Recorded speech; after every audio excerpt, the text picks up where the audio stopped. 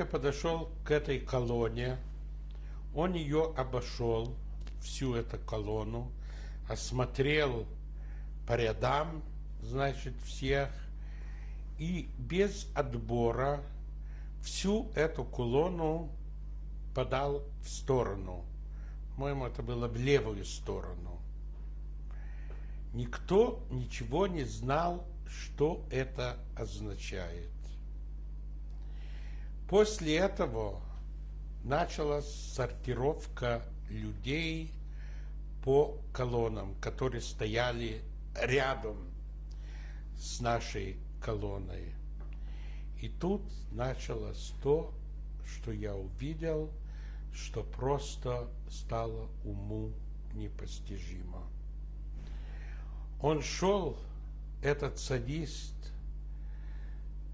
с палкой в руках, смотрел в глазах и сортировал людей налево, направо, налево, направо, на жизнь, на смерть, на жизнь, на смерть, без разбора семьи, брат, сестра, ребенок, никаких не принималось, понимаете, у него в этом самом. Это точно как на базаре, когда продают лошадей, смотрят в зубы, он еще потянет или не потянет. Так отбирали этих людей.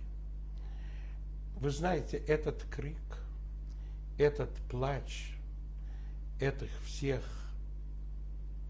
людей, которые разделили семьей, и никто не знал, в какую сторону, где кто идет. Никто не знал, на жизнь или на смерть. В дальнейшем это немножко уже прояснилось, где, мол, что, но тоже никто не знал.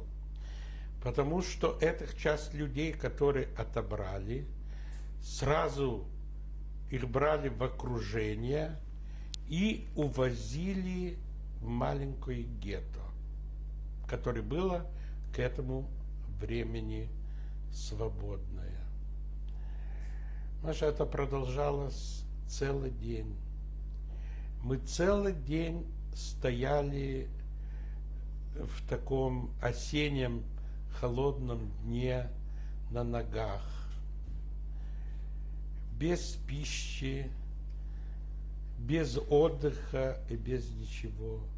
И никто ничего не знал, что его ожидает. Это было вообще-то что-то такое страшное. Эта большая акция, у меня так она застряла в памяти, что даже трудно о ней говорить.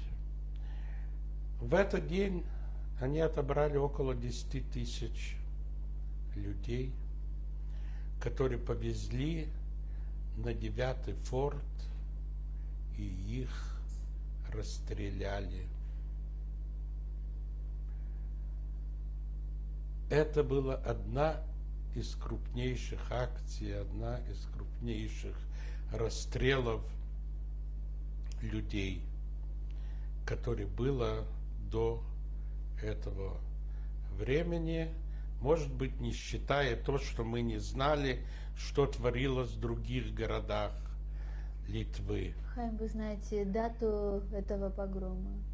Это да. Ну, в погроме там, может, 1000 человек, понимаете. Это не 10 тысяч.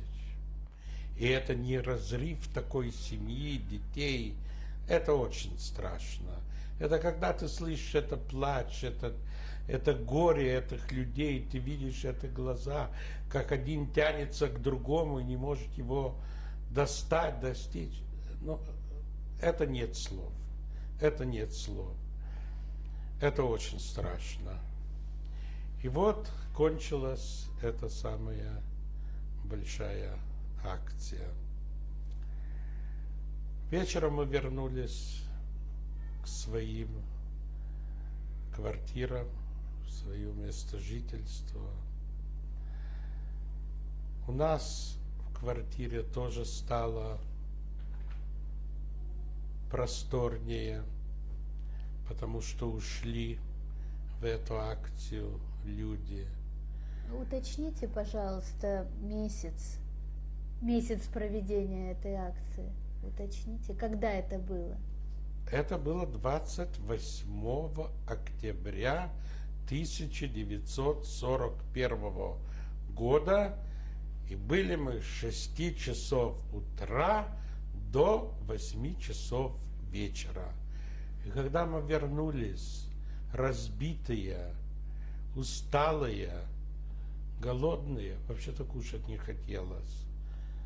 Пока мы пришли в себя, это взяло очень и очень много времени. После этого началось время такой жизни в гетто. Жизни нелегкой, тяжелой. Я немножко продолжал работать на аэродроме, на этой самой тяжелой работе.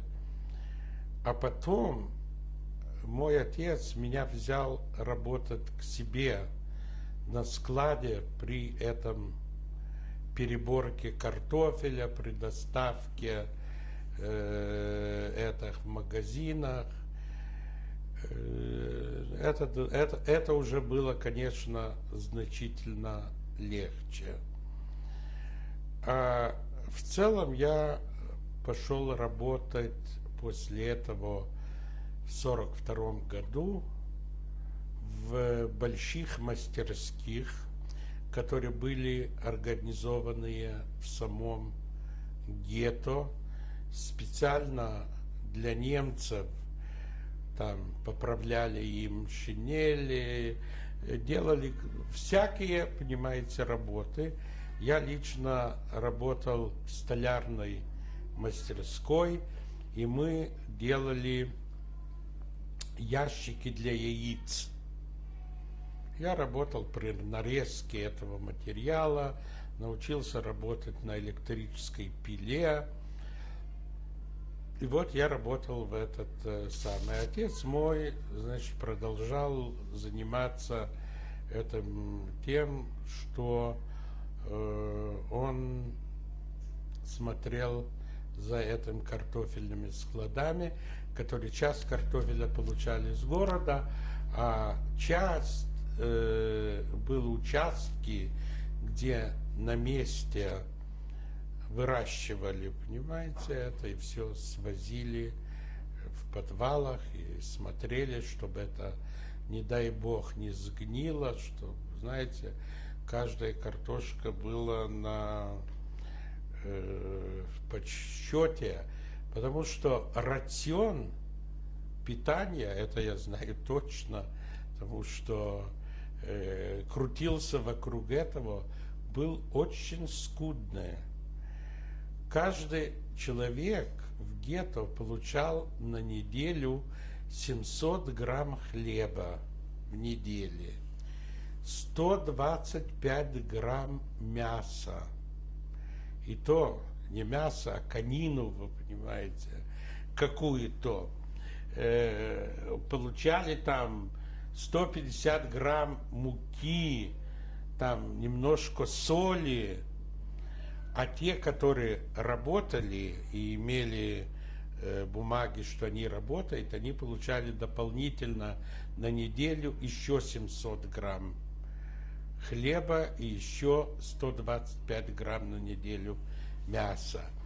Так, вы представляете, что люди страдали из голода, им надо было искать какими-нибудь путями пропитать себя, пропитать семью. И тогда это все делалось через те бригады, которые выходили на работу за пределы гетто. Меняли одежды на это. Люди имели запрятанные драгоценности, деньги, которые они меняли. Хотя все деньги, все драгоценности, все шубы, все радиоприемники и так далее. В 1941 году была акция, их надо было сдавать. Значит, пытались, эту часть сдавали, часть пытались спрятать.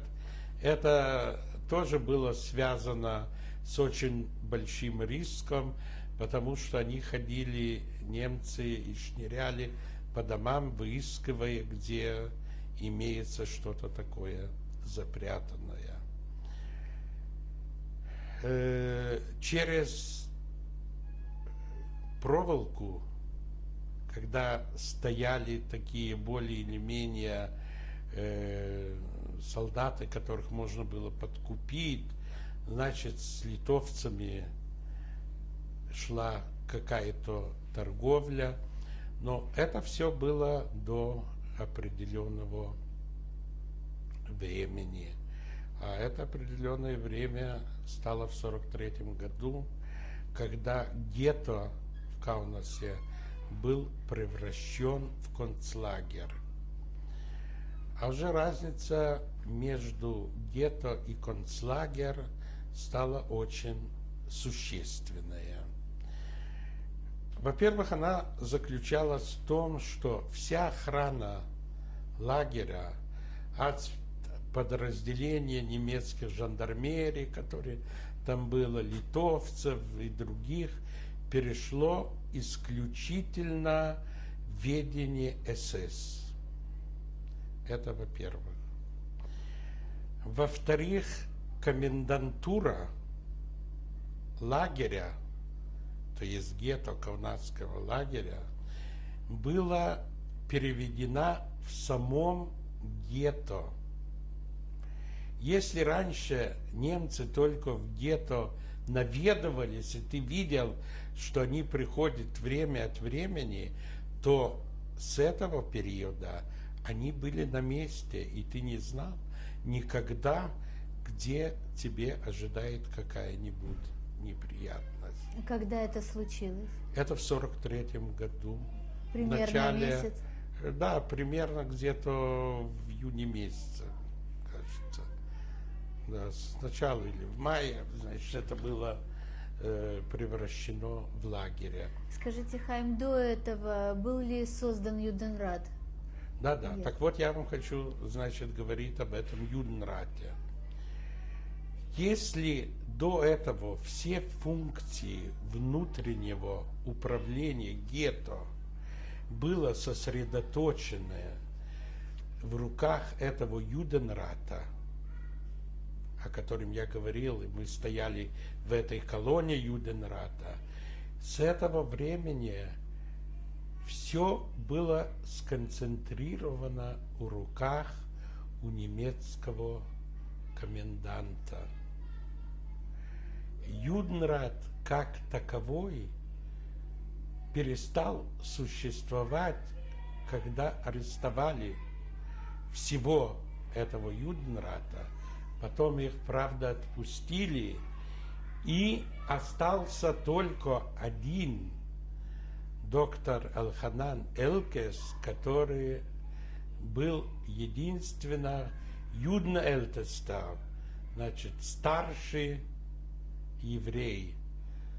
Так что вся функция управления гетто переходила из рук Юденрат в этот СС.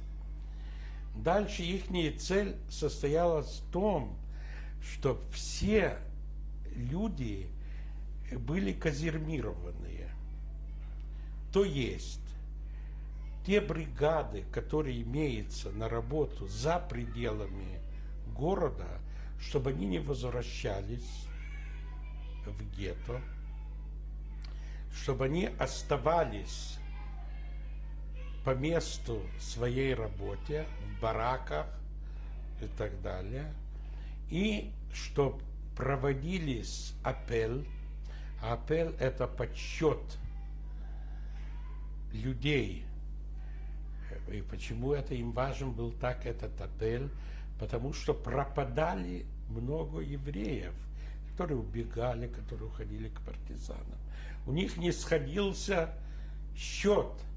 Поэтому вот в этой казармировании они добивались, чтобы было сосчитано в точь-в-точь, сколько было утром, сколько вечером, понимаете, возвращалось.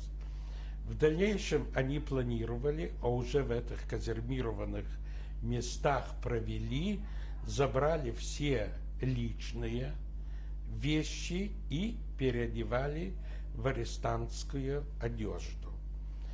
В самом гетто они это планировали, но у них это не получалось. Потому что собрать такую кучу людей на площадь, считать, пересчитать, это было невозможно. И мне помнится, что мы жили тогда в блоках в таких, что в каждом доме, в каждом блоке был один ответственный, который приходил 2 раза в день и сосчитывал, все ли, понимаете, это самое находится на месте. Вот в этом заключается эта разница между гетто и концлагерем. Были ли вышки установлены? Вышки? Нет, вокруг гетто шла только, понимаете, охрана. Была одна вышка у ворот подальше, одна единственная, а вообще, значит, было только колючая эта проволока. И вы знаете, когда стали эсэсовцы и усилилась охрана гетто, было тяжело выйти таким путем. Но вообще нам известно много случаев, когда люди переходили, значит, выходили в город, переодевались под литовцами и входили в гетто, и даже если надо было, вывозили из гетто людей в лес. Я лично не участвовал в этих делах, поэтому я не хочу судить, как это было и что это было. Но я знаю, что что-то такое, понимаете, в этом направлении существовало. Как вам кажется, Хаим, как в целом относилось местное население к евреям? Значит так, вы знаете, говорят, нельзя обвинить народ в целом. Это может быть и правильно. Мы знаем, что были очень и немало, а может быть и мало людей, которые протянули евреям руки помощи. Но были такие, и они по достоину отмечены. До сих пор о них говорят, их вспоминают и так далее. Но если взять в целом, литовцы в целом были очень безразличные к тому, что происходит с евреями. Если 2 такими словами. Безразличные. И большинство с направлением, мол, так им и нужно. Тут опять роль сыграла, особенно во всех городках и в городах, имущество. Лишь бы завладеть тем, что у них это самое было. Я хочу вам рассказать еще об одной очень страшной, на мой взгляд, акте, которая врезалась в моей памяти, и она до сих пор мне не дает такого покоя, когда я вспоминаю, у меня заново всегда открываются какие-то раны, знаете, кровотечащие такие раны. Вообще мне тяжело говорить о всех делах, которые пережил, вы это должны понять.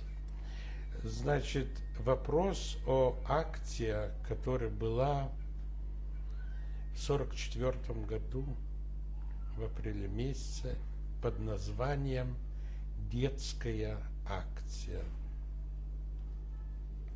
Значит, к этому времени я работал в больших мастерских, как вы знаете, и, как всегда, в этот день, значит, вышел на работу мастерских, люди вышли в городе на работу, не предвещая ничего страшного. Но тут действительно произошло самая страшная трагедия. Во-первых, я говорю от себя лично, я увидел, работая в этих мастерских, что усилилась охрана наших мастерских.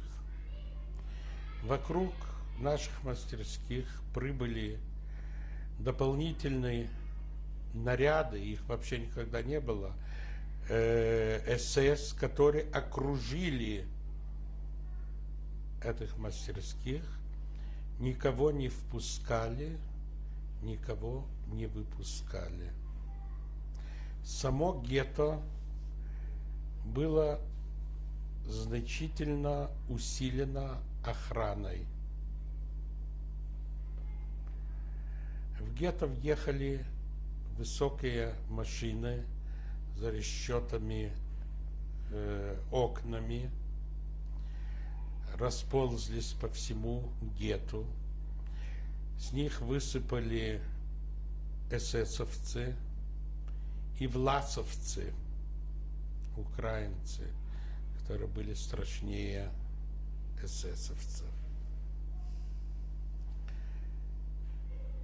К этому времени мы услышали из репродукторов обращение к населению, что никто не имеет права оставить свой дом, свою жилплощадь, все должны оставаться на месте. Это ехала легковая машина с таким громкоговорителем, это слышно было, понимаете, на всю округу было. И тогда началось самое страшное, когда эсэсовцы и власовцы начали шнырять по домам, выхватывать малых детей, стариков и больных и таскать их к этим самым машинам. Вы знаете, мы всегда же хочешь видеть, что такое случилось. Я очень переживал, потому что мой отец оставался к этому времени в гетто. Он в своих там картофельных этих владениях, и никто не знал, что... Я не знал, что там может это самое произойти. И мы увидели, как тащат этих маленьких детей, как не подпускают матерей, как те матери, которые не хотят отдать этих детей, их бьют прикладами или пристреливают их на месте. Как таскали этих детей за ручки, за ножки. Ну, вы знаете, кошмар от этого крика матерей и стариков. Это было ужас. Ну, что они делали? Они поставили в машинах такую громкую музыку, чтобы не слышно было крик этих самых людей. И так продолжался целый день. Они сделали свою грязную работу, и к вечеру они уехали. Когда сняли охрану, и мы могли выйти, я в первую очередь побежал домой смотреть, что с моим отцом. Ему к тому времени было 57 лет, что-то. И вы знаете, человек в таком возрасте не выглядит очень как молодой, но, слава Богу, у него было все нормально, он остался, значит, живых, и тогда я от него услышал еще много, значит, подробностей, но это стало ужасно. Он рассказывал, как люди, услышав это, начали бежать, прятаться, были специальные убежища сделанные. Малина это называлось. Но немцы были ухищрены, они знали, они бегали, искали это малины, они оттуда, если они находили кого-то прятанных, они не смотрели, он молодой или старый, они всех забирали и увозили. Впоследствии мы узнали, что этих детей отвезли в Аушвиц, и их там в газовых камерах уничтожили.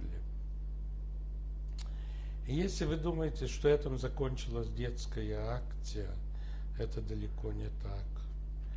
Детская акция продолжалась и на второй день, как и предполагали. На второй день они опять же заехали, опять же начали свою эту грязную работу, но в основном тогда они начали выискивать людей, что прятались.